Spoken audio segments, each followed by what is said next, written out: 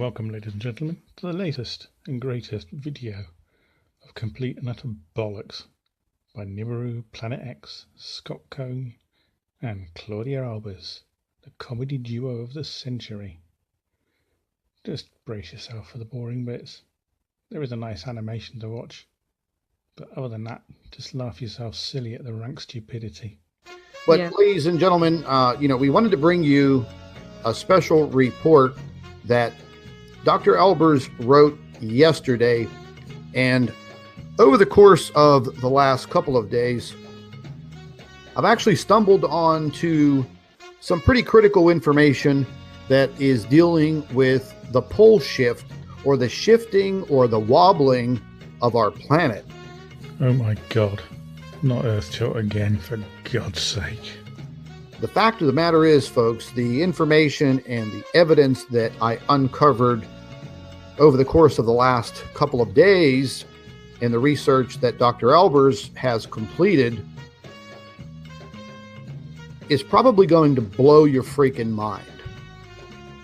No, what's going to blow my mind is your complete incompetence and stupidity as a pair. And the information that was discovered over the last couple of days and the report that Dr. Albers wrote is probably going to shake you to the core a little bit. And we're going to get right into it. Now, I'm going to share my screen here, and I want all of you to follow me very carefully here. I'd follow very carefully as well. The amount of bullshit that's being spouted, you're going to get it up to the nostrils. I'm going to bring up, this is my video program that I use to make some videos. And what you're about to see, ladies and gentlemen, is a space satellite called Epic. There is no satellite called Epic, you moron. And Doctor, do you want to explain to everybody where this where this satellite spacecraft is located? Yes, I can do that, Scott. It's between it's at the L1 position, and the L1 position is directly between the Earth and the Sun. And it's what's called a point of equilibrium, where the forces from the Sun and from the Earth are perfectly balanced. You were desperately trying not to say gravity then, weren't you? You fuckwit. So the spacecraft always stays exactly between the Earth and the Sun. So it basically has its own orbit around the Sun, but because the Earth has its orbit around the Sun, it always moves in step with the Earth, so that it's always between the Earth and the Sun. I believe the word you're looking for, a geosynchronous orbit. Muppet. So whatever view we get from the spacecraft, say if it was pointed at the Sun, would be the same as what we view from the Earth, except a little closer. And then, but now the spacecraft has pointed its camera at the Earth. So it's facing, at the back of it is the Sun, and it's pointing towards the Earth. And we are seeing the Earth through its camera as it rotates on its daily rotation. So this camera on this spacecraft sits directly between the Earth and the Sun at all times with a view of the Earth. That's absolutely correct. Okay. Now, listen, folks, I got my hands on some of this video footage, and, I don't know if, I don't know if NASA did this on purpose or they're just that damn stupid. No, Scott. It's yourself and the doctor that are stupid. Utterly brain dead, to be frank. Or I'm sure they understand what's happening.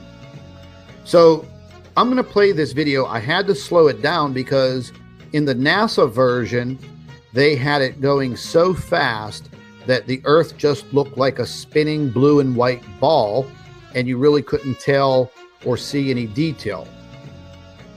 So what we're getting into here right now is Dr. Albers and I are going to show you beyond a shadow of a doubt that the Earth has already shifted.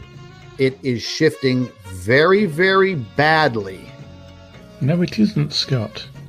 But you and the doctor are lying very, very badly. And this can account for the massive weather anomalies, the disappearance and the recession of water from certain areas. This is also going to contribute to the earthquake and the volcanic activity.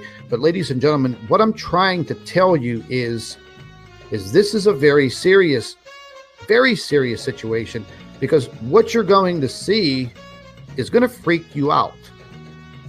What's freaking me out is your utter rank stupidity. And I'm sorry to say, that of your subs, you just don't seem to have a brain cell between them. But just try to maintain your composure and just watch. And please try to understand what you're seeing. Now, before I even get into this. Yeah, sad to say I lost my composure. I was absolutely fucking pissing myself laughing at your stupidity. You're going to see the Earth rotating 24 hours a day, 7 days a week, for a period of 1 year. Okay, now this is how far this is going back. This is going back from July of 2015 to August of 2016. Now, I haven't put together the footage for the first 10 months of this year. I'm actually afraid to. But what you're going to see that occurred over the course of the last year is just enough to bend your mind. No, Scott, but it certainly seems to have warped yours and the doctor's bloody brain. It is truly mind-bending. So I'm going to go ahead and I'm just going to start playing this video, and we're going to watch it. And I had to slow this down, folks, because the way that they had it set up, it would just spin so rapidly that you really couldn't tell what was actually happening. So if you just have a little patience, you'll start to see what is occurring. Now, you are actually looking at the Earth from the view of the Epic satellite, the spacecraft Epic. A lot of us have never heard of it. I never heard of it until a few days ago. And there's a very good reason for this, you dumb fuck. The Epic is a camera system on board a satellite called the Discover, spelt DSCOVR. So look up that satellite, then you'll find out the name of the camera system, as I said, is Epic. As in, epic fail again, boys and girls. And when I did, and I found out where this satellite craft was, then I started investigating. Now, I'm going to stop this for just one moment, folks. Okay? I want you to, I'm just going to try to go ahead here. This is kind of hard to operate on this piece of video. Now, let me get to it. What I want you to concentrate on, folks, I want you to concentrate on the continent of Africa, because it's the largest landmass in this video that we're going to use, no pun intended, but as a land marker. I want you to pay super close attention to the continent of Africa. Now, taking into consideration the Earth's tilt according to the seasons, we know that, we understand that, we have already calculated it. But you haven't, because you're a couple of complete morons. You don't understand how it works, so don't say you do, dickhead. Mm-hmm. Okay, so when you see the Earth tilting and you see land masses suddenly moving northward, I don't want people to start saying, oh, that's just the Earth's tilt for the seasons, the seasonal change. Folks, we understand that. We've already calculated that. And what you're about to see is not the seasons changing. Well, everybody, I'm sure you get the gist of this by now. And if you've been watching the little animation I did, you might have begun to understand what's actually going on. The Earth's tilt is fixed. There is a very minor wobble called Chandler wobble, which is so small it's very, very difficult to measure without lasers. However, as for the tilt of the Earth, it stays in one direction. As we know, it points to the North Star. But what happens as we go around the Sun, it doesn't keep pointing at the Sun. It stays in the same direction, and as it goes round, the Earth changes position just because it is moving around the Sun in an orbit. That's why we get the seasons on the Northern Hemisphere and on the Southern Hemisphere differently. So just watch the drawing and you'll see that is what's happening. It's the camera's view that makes it appear that everything is moving.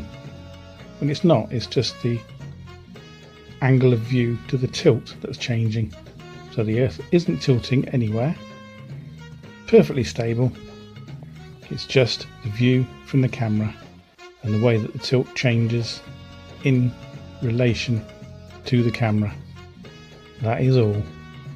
So as you can see, once again, Planet X researcher extraordinaire with his pet monkey really haven't done any fucking research at all.